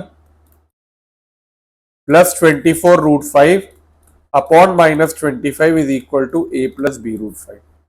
अब देखिए, अब मेरा ये सिंप्लीफाई हो गया इधर भी और इधर भी। अब मुझे ए और बी की वैल्यू निकालनी है। पहले मैंने इस माइनस को ऊपर ले गया तो ये हो जाएगा -61 upon 29 -24 √5 upon 29 is equal to A plus B root 5। अब मैंने कहा रैशनल पार्ट को रैशनल पार्ट से कंपेयर किया, तो ये आपका यहां पे रैशनल पार्ट है, यहां पे ये है, और इररेशनल पार्ट पूरा ये है और ये है, दोनों को कंपेयर करके ए और बी की वैल्यू निकाल देंगे। तो आपने कहा therefore A is equal to -61/29 और -24 √5 upon 29 is equal to B root 5। Sign मत भूलना, यहां पे प्लस है तो यही लगाया, यहां पे माइनस है तो लगाया, ये कट गया, तो अब आपके ए और बी की वैल्यू आ गई सीधे। ए इज इक्वल टू -61/29 और बी इज इक्वल टू -24/29। यहां पे आपका क्वेश्चन 17 खत्म होता है। ये पूरे 4 मार्क्स का क्वेश्चन आपका हो जाएगा। अब आपको इसमें बस आइडेंटिटी जो याद रखनी है मैं इधर लिख देता हूं, इससे याद हो जाए आपको। ए प्लस बी का whole square is A square plus B square plus 2ab और A minus B into A plus B, ये डिनोमिनेटर में हमेशा ये आइडेंटिटी लगती है, which is A square minus B square. ये आपका ए और बी आ गया। अब let us move to next question, question 18। Question 18 में कह रहे plot the points -30 50 and 04 on Cartesian plane, name the figure form by joining these point and find its area. तो हम लोग क्या करते हैं, पॉइंट को प्लॉट करके, ये बहुत सिंपल सा क्वेश्चन है, चैप्टर 3 का क्वेश्चन है ये प्लॉटिंग का। इट्स वेरी इजी, अगर आपको प्लॉट करने आते हैं, इसमें ज्यादा कुछ नहीं करना। सबसे पहले तो एक कोऑर्डिनेट एक्सिस बना लो।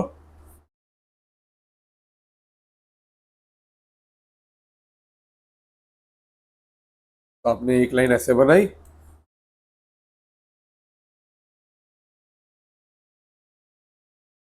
और एक लाइन यहां पे बनाई। अब आपने इसे लेबल किया तो देखो ये आपकी वाई एक्सिस है और ये आपकी एक्स एक्सिस है। यहां पे लेबल करो। अब सबसे पहले ये तो होगा आपका बीच वाला पॉइंट ओरिजिन, यहां पे पॉजिटिव होते तो 1 2 3, इधर नेगेटिव -1 -2 -3, ऊपर पॉजिटिव 1 2 3 और नीचे -1 -2। और देख लेते हैं अगर इसके अलावा भी करना होगा तो इसे एक्सटेंड कर देंगे लाइन को।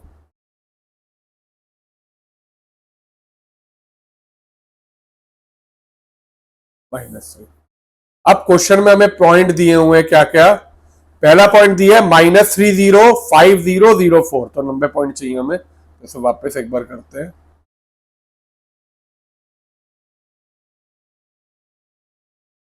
पॉइंट दिए हुए -30 50 और आपको 04, इन्हें प्लॉट करके और जो पॉइंट को ज्वाइन करके फिगर आ रही है उसका नाम देना है और उसका एरिया निकालना है। -30 50 एंड 04।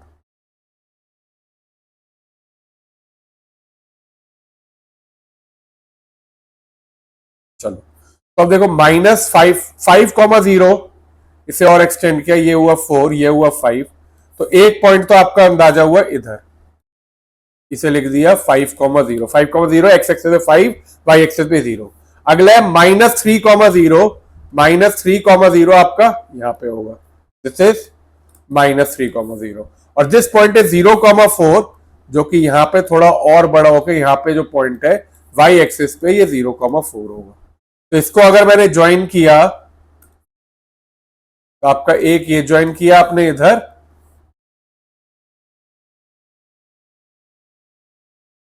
फिर आपने इधर ज्वाइन कर दिया ऐसे। तब ये फिगर क्या बन गई आपकी? Triangle, right. फिगर आपकी ट्राइंगल बन गई। अब एरिया निकालना है। एरिया ऑफ ट्राइंगल क्या होता है? ये पॉइंट ले लो, ए बी और सी। तो आपने कहा ट्राइंगल एबीसी बन गया।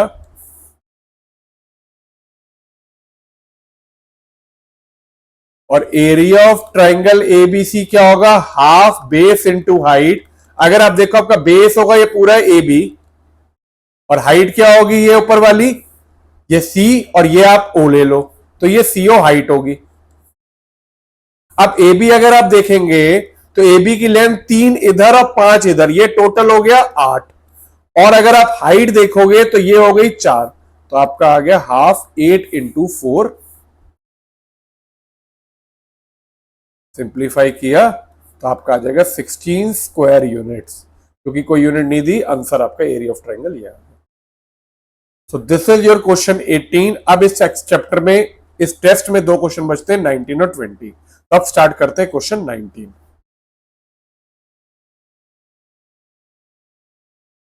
अब 19th question, again it is of chapter 6 and this is very very important question. ये बहुत बार आता है, बहुत इंपॉर्टेंट क्वेश्चन है, ध्यान से समझिएगा। क्या कह रहे हैं? L M N are two parallel lines, ये फिगर दी हुई है, एल और एम दो पैरेलल लाइन दी हुई है, ठीक है। A transversal T intersect line L M N at point A and B respectively. एक ये मैंने ट्रांसवर्सल बनाई है टी, जो कि इसे इंटरसेक्ट कर रही है ए और बी पे रिस्पेक्टिवली, ये पॉइंट इसे इंटरसेक्ट कर रही है। आपको कहते हैं AP and B Q are bisector of C A B and B A. ये एपी और बी क्यू ये आपके इस वाले दोनों एंगल के एंगल बाइसेक्टर दिए हैं। देखो, एंगल बाइसेक्टर वो होते हैं जो कि एंगल को इक्वली डिवाइड करते हैं, साइड बाइसेक्टर वो होते हैं जो साइड को इक्वली काटता है। क्योंकि मुझे एपी और बी क्यू एंगल के बाइसेक्टर दिए, इसका मतलब ये एंगल इसके बराबर होगा और ये वाला एंगल इसके बराबर होगा। ये चीज ध्यान रखना, ठीक है। आपको प्रूफ करना है AP is parallel to B Q. तो पहले फिगर बनाते हैं, फिर क्वेश्चन को स्टार्ट करेंगे।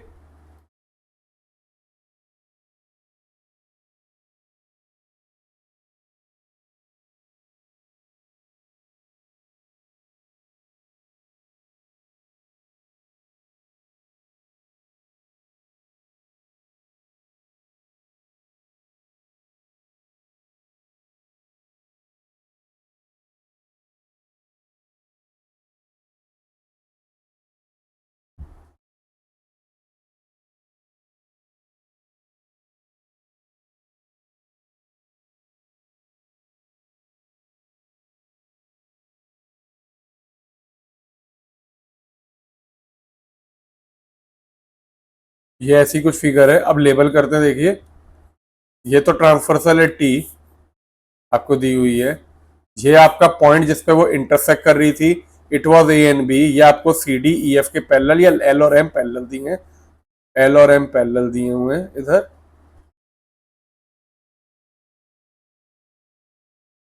ये ए बी और सी डी पे इंटरसेक्ट कर रही है ये, ठीक है। तो ये इंटरसेक्ट कर रही थी। आपको प्रूफ करना था A P is parallel to B Q, ये आपको पैरेलल प्रूफ करनी है। ये दोनों लाइन पैरेलल है और ए पी और बी क्यू आपको एंगल बाइसेक्टर दिए हुए हैं। इस वाले एंगल के ये आपका एंगल दिए हुए हैं, यहाँ पे आपको सी डी, यहाँ पे ई एफ।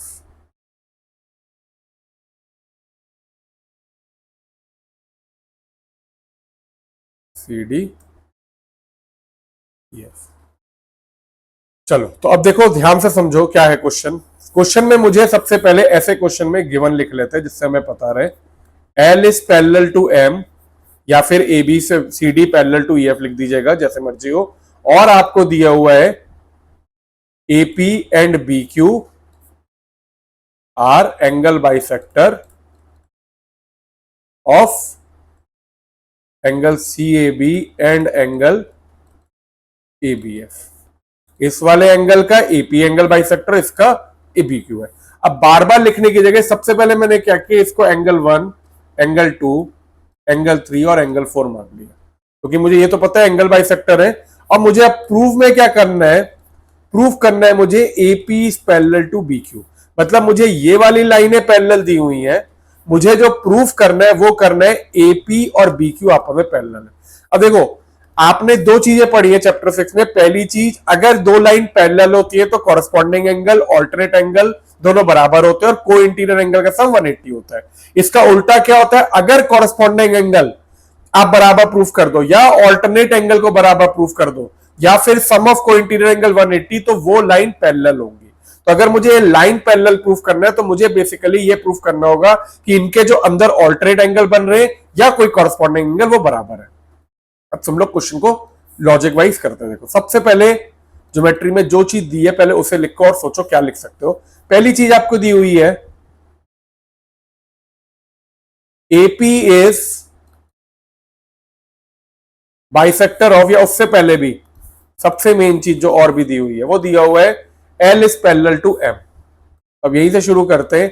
अगर L M के पैरेलल है तो मैंने कहा मेरा ये जो पूरा एंगल है ये इसके बराबर होगा, ऑल्टरनेट एंगल। देखो, ये एंगल CAB will be equal to angle ABF। तो सबसे पहले तो मैंने ये लिख दिया, अगर LM के पैरेलल है तो एंगल CAB जो है वो एंगल ABF के बराबर होगा, ऑल्टरनेट इंटीरियर एंगल्स। अब मैं यहां तक तो पहुंच गया कि भाई ये एंगल बराबर है, लेकिन अगर मुझे ये लाइन प्रूफ करनी है तो मुझे प्रूफ करना होगा एंगल 2 एंगल 3 के बराबर है, क्योंकि ये अगर बराबर आ गए, ये कैसे एंगल होंगे, ऑल्टरनेट एंगल, तो ये ऑल्टरनेट होंगे तो ये लाइन पैरेलल हो जाएंगी। तो मेरा मेन पर्पस है टू प्रूव एंगल 2 एंगल 3 के बराबर है, ये चीज मुझे प्रूफ करनी है। अब मैंने दूसरी चीज कही कि अच्छा ये AP BQ के पैरेलल है, तो आपका ये जो है AP BQ के पैरेलल प्रूफ करने के लिए आपको पहले पता है AP जो है वो CAB का बाइसेक्टर है। तो आपने करना हो AP is bisector of angle, इस एंगल का CAB। तो अगर ये CAB का बाइसेक्टर है तो जो एंगल 2 है वो क्या होगा, CAB का आधा होगा, क्योंकि देखो बेटा ये और ये बराबर है तो ये एंगल इस पूरे का आधा होगा। तो आपने कहा there this implies angle 2 is equal to half angle CAB। ऐसे ही आपने कहा भाई BQ भी बाइसेक्टर है तो एंगल 3 जो है वो भी आधा होगा। तो आपने फिर से लिखा also BQ is bisector of, कौन सा एंगल का बाइसेक्टर है, ABF। तो अगर ये ABF का बाइसेक्टर है BQ, तो आपने कहा angle 1 will be equal to, angle 1 नहीं, कौन सा एंगल है ये, angle 3। Angle 3 will be equal to half angle ABF। ये बाइसेक्टर तो ये आधा हुआ, ये भी आधा हुआ। अब नाउ एस एंगल, अभी आपने लिखा CAB और ABF आपस में बराबर है, CAB is equal to angle ABF, proved above. तो इनके आधे भी बराबर होंगे तो half of angle CAB will be equal to half of angle ABF। CAB का आधा क्या हुआ, एंगल 2, और ABF का आधा एंगल 3। तो आपने कहा so angle 2 is equal to angle 3। मेरे ये एंगल इसके बराबर आ गए जो मुझे चाहिए था। अब ये कैसे एंगल है, ऑल्टरनेट एंगल। तो आपने कहा as these are alternate angle और बराबर भी है, तो आपने कहा as now as they are alternate interior angles and are equal, equal है, तो therefore AP is parallel to BQ। ये आपकी पैरेलल आ गई, हेंस प्रूफ। तो इसमें दो तीन तरह के क्वेश्चन आते हैं। एक तो ये वाला क्वेश्चन, कई बार आपको ये बाइसेक्टर इधर भी दिए होते हैं ऐसे, तो आप कॉरस्पॉन्डिंग एंगल्स का यूज करोगे, ये इसके बराबर तो आधा बराबर हुआ। कई बार आपको ये और ये लाइन पैरेलल दी होंगी, आपको ये प्रूफ करनी होंगी। तो अलग अलग क्वेश्चन है, जितने हम टेस्ट करेंगे उसमें कवर करते जाएंगे। बट आई होप आपको कॉन्सेप्ट क्लियर है कि किस तरह से इस क्वेश्चन को अप्रोच करना। This is very important question. अब चलते हैं लास्ट क्वेश्चन पे इस टेस्ट के, विच इज क्वेश्चन 20। और क्वेश्चन 20 देख के बहुत सिंपल लग रहा है, चैप्टर 1 का क्वेश्चन है। ऐसे क्वेश्चन बहुत कर चुके हैं, हमें वाली रेशनलाइज करके सिंप्लीफाई करना है, बस कैलकुलेशन ध्यान रखना और सब इसमें सिंपल है। तो आपको दिया हुआ है 4 + √5 अपॉन 4 - √5, ये दिया हुआ है। और फिर प्लस में 4 - √5 अपॉन 4 + √5 प्लस 4 - √5 अपॉन 4 + √5। अब अगर आपको ये दिया हुआ है तो आपने सीधी सी बात ये की, आपने इसे ए ले लिया या बी ले लिया या 1 और 2 ले लिया, क्योंकि एक साथ सॉल्व करोगे तो लंबा होगा। तो आपने इसे ले लिया ए और इसे ले लिया बी, तो आपको बाद में a + b करना है। अब पहले आपने a लिया 4 + √5 अपॉन 4 - √5, डिनोमिनेटर को रेशनलाइज किया सबसे पहले, तो आपका 4 + √5, 4 + √5 आ गया। ऊपर क्या बन रहा है, a + b का होल स्क्वायर, तो दिस इज 4 + √5 का होल स्क्वायर अपॉन नीचे आपका होगा 4 का स्क्वायर माइनस √5 का square. So a will be equal to a + b का होल स्क्वायर क्या होगा, a स्क्वायर 4 का स्क्वायर प्लस √5 का स्क्वायर होगा 5, a square plus b square plus 2ab, 2 × 4 8, 8 × √5 8 √5 आ गया आपका। और नीचे आपका आया 16 - 5 विच इज 11 होगा। तो आपकी a की वैल्यू आ गई 21 प्लस 8 √5 अपॉन 11, ये आपका a आ गया। अब सिमिलरली देखो b आपका जो है वो इसको अपोजिट साइन का दिया हुआ है, तो आपने सीधे, आप चाहो तो इसे डायरेक्टली भी लिख सकते थे, लेकिन अभी मैं आपको सॉल्व करके बता रहा हूं कि b अगर आपका है 4 - √5 अपॉन 4 + √5, तो अगर ये 21 + 8 √5 है तो वो होगा आपका 21 - 8 √5 अपॉन 11। इसके अलावा सारी चीजें सेम रहेंगी, क्योंकि देखो ये माइनस हुआ, ये भी माइनस हुआ, उधर आपने प्लस वाले से रेशनलाइज किया था, इधर माइनस से। तो ऊपर आपका फॉर्मूला बनेगा a - b का होल स्क्वायर अपॉन नीचे a square minus b square. This will be equal to 16 + 5 - 8 √5 upon 16 - 5। ये क्या होगा आपका, 16 + 5 विल बी 21 - 8 √5 अपॉन 11। तो आपका a और b आ गया, आपने इधर डाल के a और b वैल्यू को ऐड कर दिया। तो a + b is equal to, a की वैल्यू है 21 + 8 √5 अपॉन 11 प्लस 21 - 8 √5 अपॉन 11। ऐड करते हैं, डिनोमिनेटर तो कॉमन है, तो 21 + 8 √5 प्लस 21 - 8 √5, ये कट गया। 21 और 21 को ऐड किया, कितना आया 42, तो आंसर आ गया आपका 42 अपॉन 11। तो this is your answer for question 20।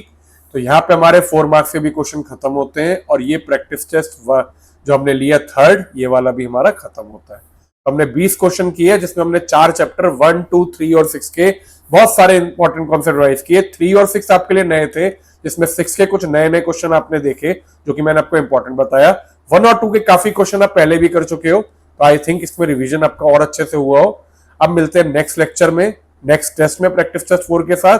तो जो स्टूडेंट्स नए आए हैं, प्लीज मेरे लेक्चर को लाइक करना, चैनल को सब्सक्राइब करना मत भूलना, और जितना हो सके इसे शेयर करो वीडियो को। टेस्ट प्रैक्टिस करना, कोई डाउट हो तो आप नीचे कमेंट्स में लिख सकते हैं।